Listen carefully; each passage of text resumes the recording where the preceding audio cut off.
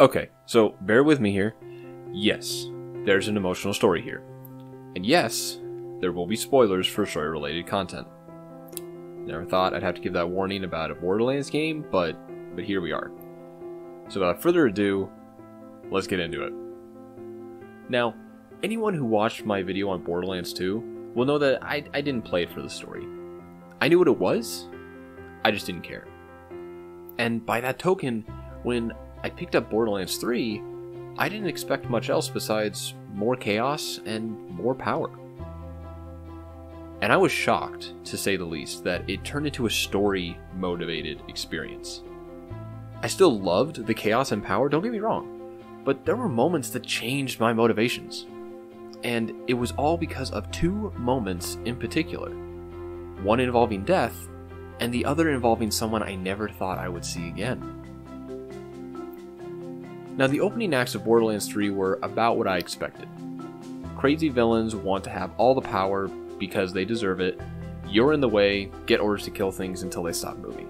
So far, pretty much par for the course. And I enjoyed it about as much as I did Borderlands 2 in the pre-sequel. I thought the new weapon features and designs were interesting and creative. The villains were annoying and certainly made me want to end them. And the returning characters looked great, and they were so much fun to see. And then we got to moment 1. The first vault you find in the game. When I died. Not Borderlands 3 me, Borderlands 2 me. Maya. If you paid close attention in my video on Borderlands 2, you'll notice that the character I chose to play as for dozens of hours was the siren, Maya. And whether we notice it or not, spending copious amounts of time with anyone typically begets a connection with them.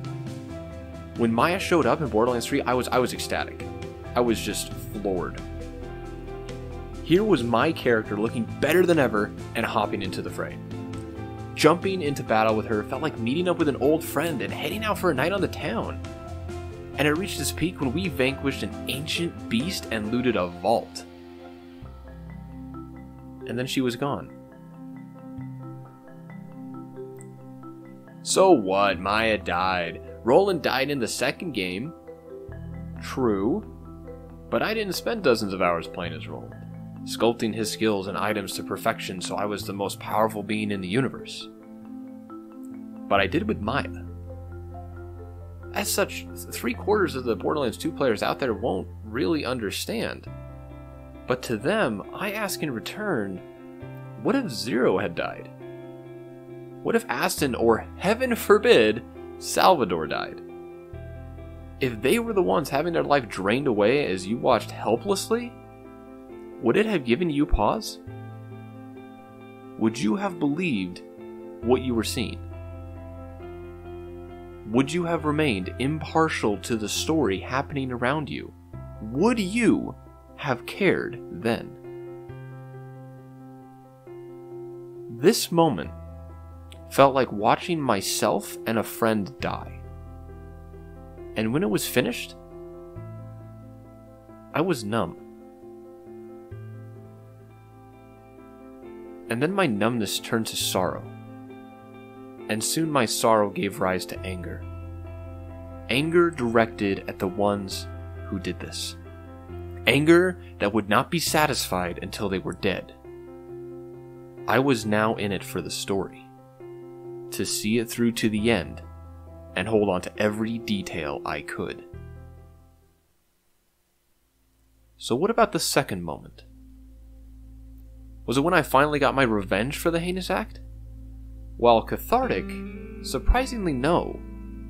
The second moment was when I was reintroduced to an old friend of mine. A very rich, snobby, conceited friend. Aurelia Hammerlock, the Ice Queen. I suppose friend is a loose term, and I should clarify that it wasn't the fact that she showed up. With all the other cameos in the game, I actually thought it was a ton of fun. No, it was the fact that for the next section, she would be my new antagonist. Hooray. The character I chose to play in Borderlands the pre-sequel. Yeah, that's some pretty bad luck. This moment was interesting not because I was surprised she showed up, or even that she was evil. I mean, have you listened to her talk? Like, at all? No, this one was interesting because I knew that I was going to have to kill her. Which I didn't want to do. Again, I've spent a lot of time with this character. Albeit not as much, but still, I've spent time. And even if they are an egomaniac getting in the way of my mission, that doesn't mean I want them to die. I wanted to have her show up, be annoying and snarky, and then disappear. It would be a fun little tidbit to liven up the experience. If only.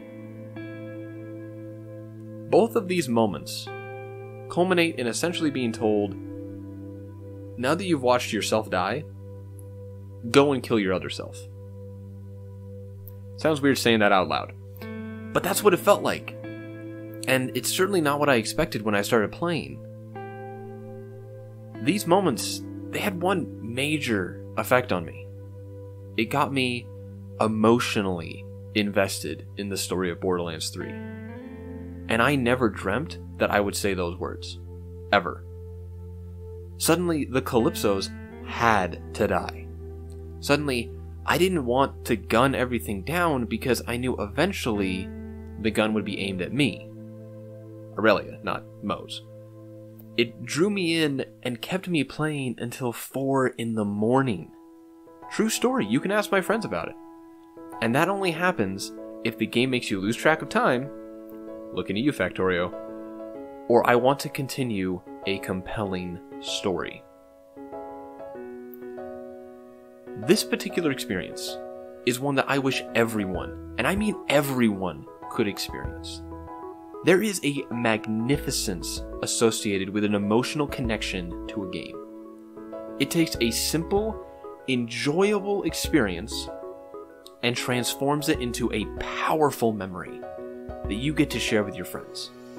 Something you get to take with you when the game closes and the power's off. Sometimes playing a game is just about blowing stuff up. And sometimes, if you're lucky, you get to play for a reason that connects to you personally. Thank you for joining me on an unexpected emotional journey into Borderlands 3. Tell me in the comments below about some impactful experiences you've had in gaming, and consider subscribing to the channel. Have a good one, and I'll see you the next time that we delve into the ether.